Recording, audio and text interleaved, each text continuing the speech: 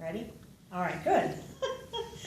I don't know how many of you watched the History Channel specials. They had something really interesting, I think it was Thursday night, Ancient Aliens.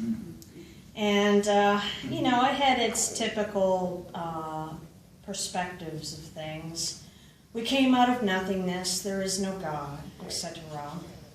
And that basically Satan is just a metaphor, and that they affirmed the Spirit, strangely enough. They affirmed the existence of the Spirit, but they said that the Spirit comes from extraterrestrials.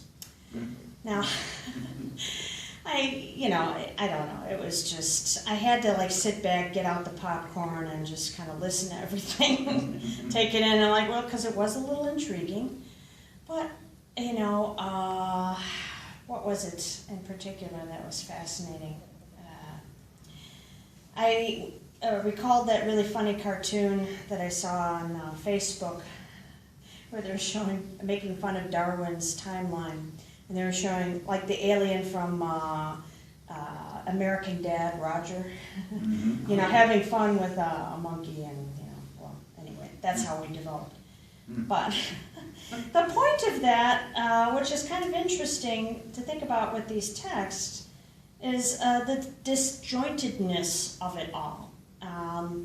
And especially when you look at the Gospel of John, you're thinking, oh my gosh, there were fishermen and carpenters and whatnot who were probably standing there drooling, what the heck is he talking about? What cannibalism? What's going on here? But the Gospel of John actually sparked some boring church history notes, sparked a movement in the early church before the Nicene Creed was developed. The Nicene Creed was developed to stop, hey, okay, this is what we believe in, guys, let's get focused here, But the Gnostics thought that Jesus was only divine, and that maybe he's here as a phantom, and he couldn't be human. They couldn't conceive of, the spirit and the flesh together. And in some senses, this History Channel was doing the same thing, but in, secular, atheist ways. Well, we have outer space, extraterrestrial spirit in us that does possibly have a good spirit and an evil spirit.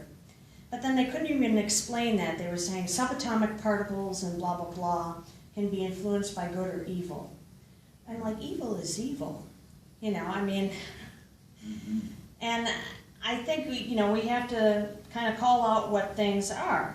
And like I was saying, I'm sure they didn't have Tylenol or Excedrin for the disciples, but they were probably hearing that whole gospel text, where he was yelling at them. He was trying to teach them a discipleship lesson, And it's well, Jesus, why are you being so profound with a bunch of, simple workmen, blue-collar workmen, he's kind of, but he was saying, take on the sacrifice. If you can't eat and internalize the sacrifice of what it's going to cost to be a part of spreading my gospel, then, I don't know.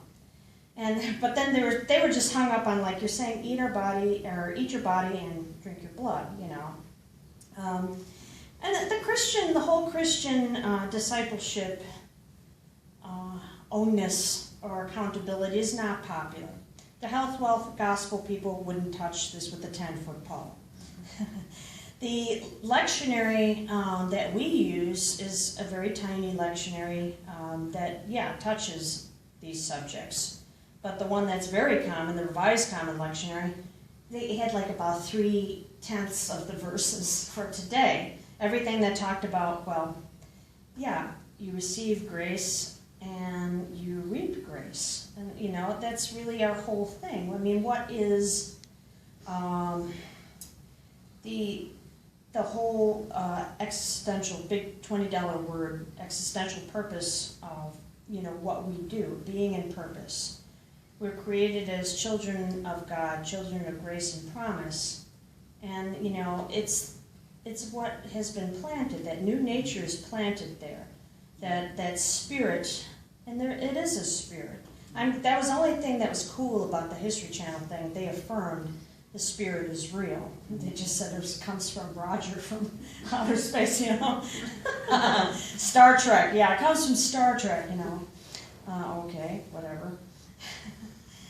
But, you think about that, being in purpose, do they seem disconnected? Well, maybe, with many things that we do in our lives, but they're meant to be connected. And that's the challenge. That's a challenge, because we want to fill that gap, we want things to be easier. We want Jesus to be a Pez dispenser of cheap grace. And, just kind of like, well, give me what I want, And just like we even heard in one text study once where the pastor said, God just sows. If it's not reaped, the seed rots in the land and dies. And then we're seeing that now with where discipleship is today. Do people feel comfortable even saying disciples? The root word for disciple is discipline. And like what they, well, I'm just a churchgoer, I go to such and such church, and it's, where a lot of people are in that frame of mind, and they don't see or think of themselves like, being a disciple, being possibly prophetic at times, or having things that are gifts from God. There's so many things that God gives us daily and challenges us with that are part of that big, giant, extra bold reality of grace, that all caps, Hollywood size sign reality of grace is grace, grace upon grace. And in thinking of my own witness, because this is important, and we all need to witness, we all need to share and go in that place we're not comfortable with where God is working. When you just have a pastor or anybody like just doing pious platitudes or reading devotions, but they're not taking it in and using it, then, the work that Jesus wants us to do is here.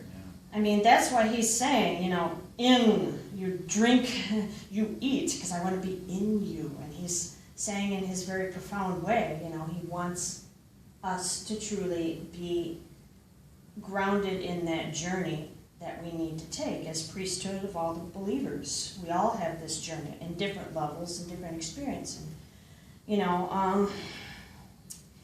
Having the cobbles to do something, that's a Monty Python word. I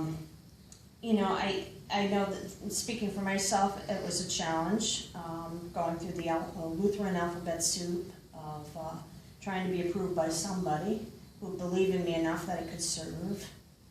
Here it's been a wonderful story. I've always been affirmed and been guided here. But, it's not like looking back and saying, okay, 6 years of seminary, 149, lots of zeros behind that. But, I was driven and motivated to continue forward. And it wasn't just for spite, though maybe my Sicilian temperament would be like, ha, to some people. But, it was more because I was listening to him. It's him that we have to listen to get us to be introspective, to reflect here, and then repent of what we've been doing. You got to patent that. And then, confess, why we love Jesus. Why is Jesus the center of our lives? That comes as a revelation on the journey. And then, our renewal is how we grow. And you said it best this morning. What did you say about we never arrive, but it is. It's not a destination. It's a journey. Yeah, that was great. But that's true. And anything that tells us otherwise is really the reality of evil.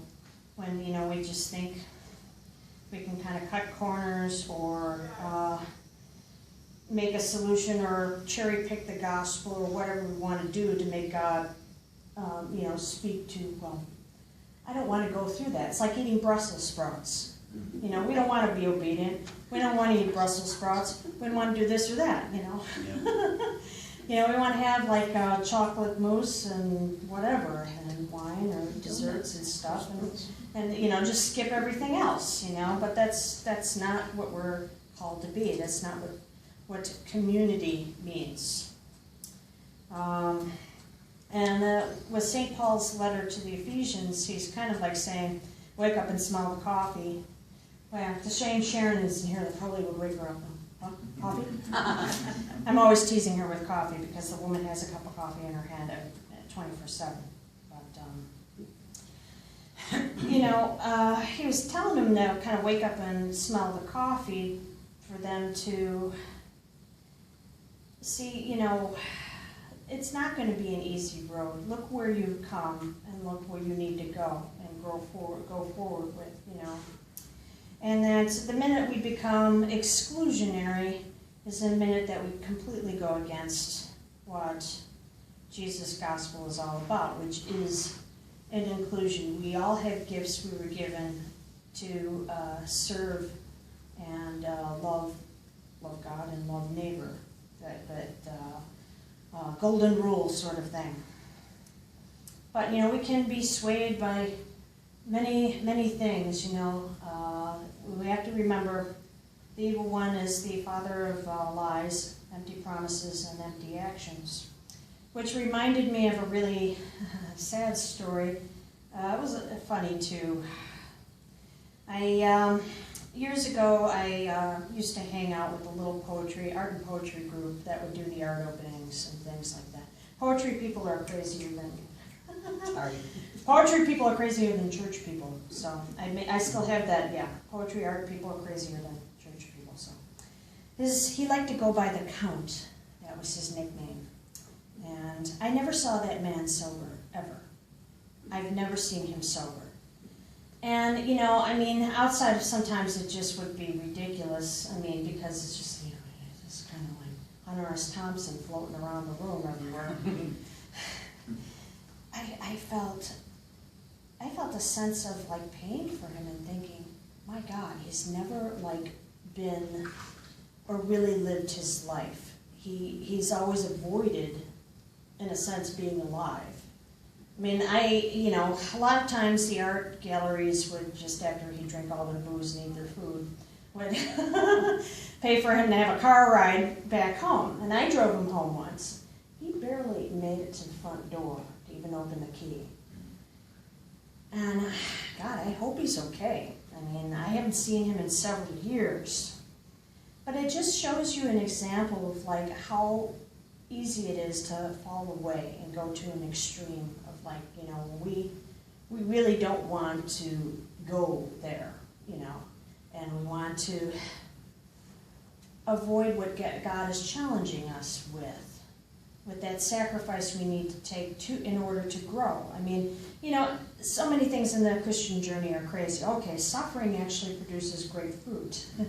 Or, if your life sucks right now, wonderful things are going to happen soon. You're like, that doesn't make sense, but that's a gospel, okay? That's the reality,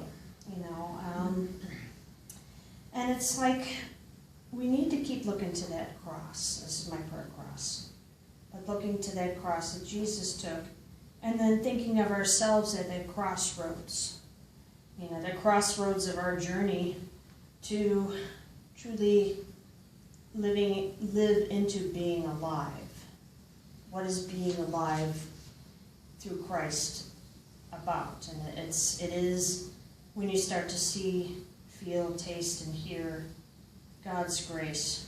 Yeah, it is that Eucharistic thing.